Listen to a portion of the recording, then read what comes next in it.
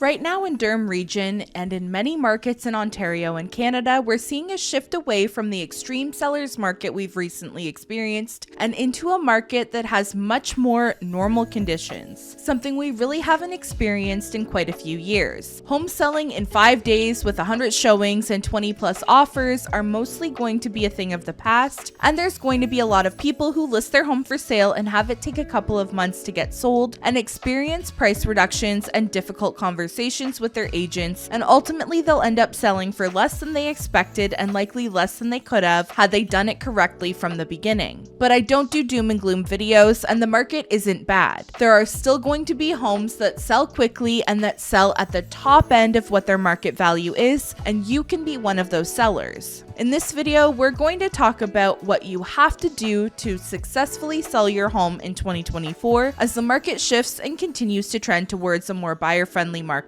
My name is Jessie McClellan, and I'm a realtor here in Oshawa, Ontario with the Lisa Abbott team. If you want to stay up to date on everything happening in our real estate market, especially in Durham region and the GTA, then please subscribe to the channel and like this video to help me reach other people like you. And if you have any questions for me about the market or would like help buying or selling a home in or around Durham region, then you can use the link in the description to book a call with me at a time that works best for you. If you've sold a home, know someone who sold a home, or have just kind of followed the real estate market over the last couple of years, then you know that the majority of that time, homes were selling quickly, they were selling well above asking price, and sellers often had multiple firm offers to choose from, regardless of the condition or location of their property. Right now, the market is a lot different, and it's trending more and more in buyers' favor each and every week. The average time it takes to sell a home is increasing, sales are slowly dropping off as they naturally do after the spring market, and more listings are coming onto the market every month. In my area of Durham region, we have over 2,000 active listings, which is considerably more than we've seen at any point last year, and it's only going to continue to grow. This means buyers have more options. When I'm working with a client who's selling their home, we always try to prepare the home and set it up as best as we can to get you as close to a firm offer as possible and to ideally give you multiple offers to choose from. But as time goes on, that's going to get more and more difficult to achieve and is becoming a little bit more unrealistic to expect.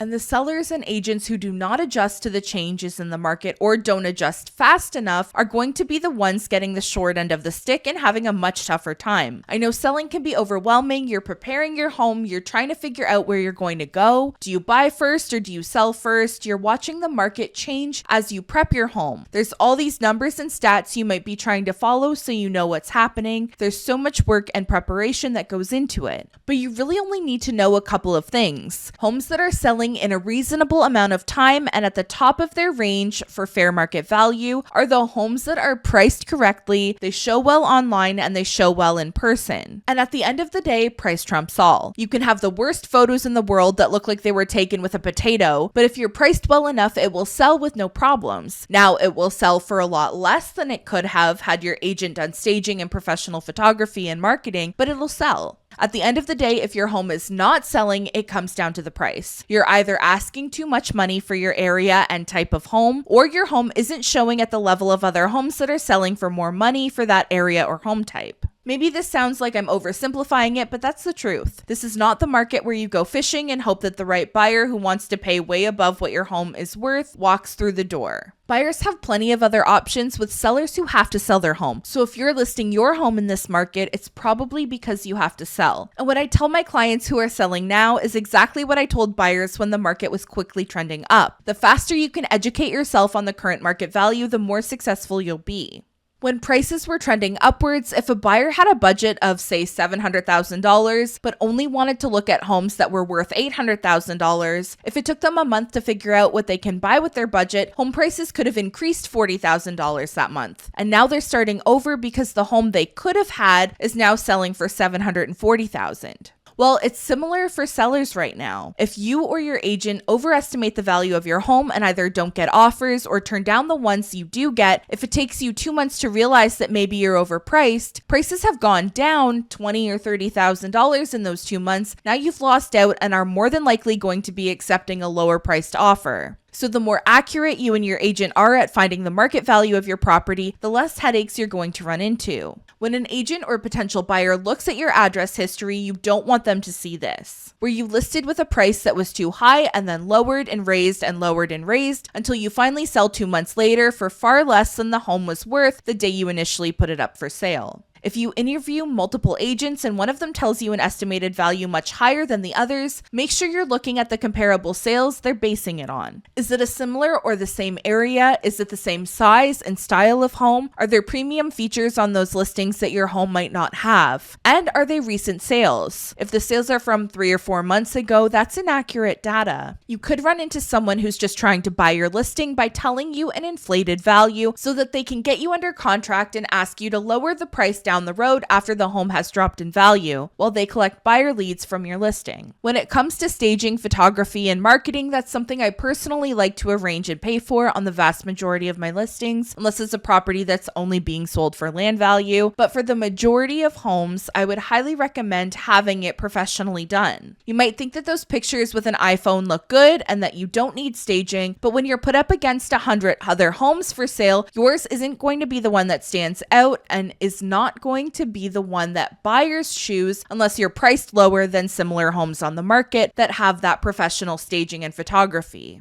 Sure, staging isn't cheap, but let's say you or your realtor spend the roughly $4,000 on staging. When you look at a home that's staged and done up very well and shows like a 9 out of 10 versus a property that doesn't have the staging, do you not think that the buyer is going to pay at least $4,000 more for that property? Absolutely they will, and it's often tens of thousands of dollars more. In fact, painting and staging are often going to be your best returns on investment.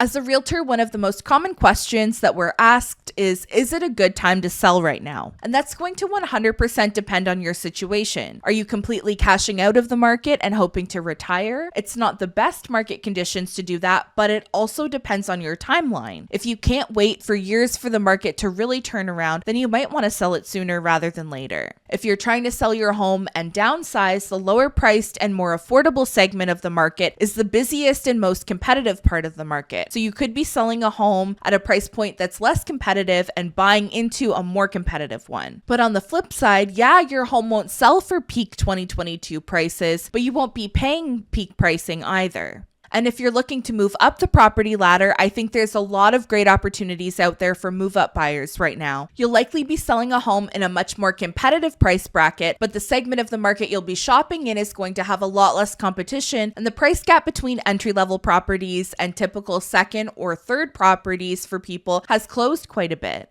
I also know a lot of sellers were or are waiting for rate cuts in hopes that they revive the market and bring more buyers at higher prices. We saw a 0.25% rate cut in June, and in the following days, a flood of listings came onto the market trying to take advantage of that rate cut. The issue with that is that it was only a 0.25% rate cut, and it was in June. So you're naturally going to see sales peak around May and then slowly drop off the rest of the year, while listings will still increase and inventory will build until sometime in the fall. A 0.25% rate decrease as we head into a slower time of the year is not going to bring back peak spring market conditions, and realistically, the only buyers that rate cuts would have directly affected are buyers hoping to get a variable rate mortgage, which is a smaller percentage of the buyer pool as variable rate mortgages are still higher than fixed rate mortgages. We may see more rate cuts this year, maybe July, but more likely in September, and that could bring back a little bit of activity for the fall market, but by then we'll have another 2 or 3 months of inventory just accumulating month after month. It would take an unheard of increase in sales and buyer activity to make a serious increase to home prices at that time of year, and with that amount of inventory that we will have. I think if you're waiting for better conditions to sell in, then you're waiting until at least spring of 2025. But if we see prices decline from June until December like we did in 2023, it would take a lot of activity and very low inventory for spring of 2025 to surpass the average home value that we're currently at. So just keep that in mind if you're selling and trying to time it. And lastly, I'll just talk about, should you buy or should you sell first? This is always a common question, and the answer changes depending on your situation and the market conditions, but doing it wrong can be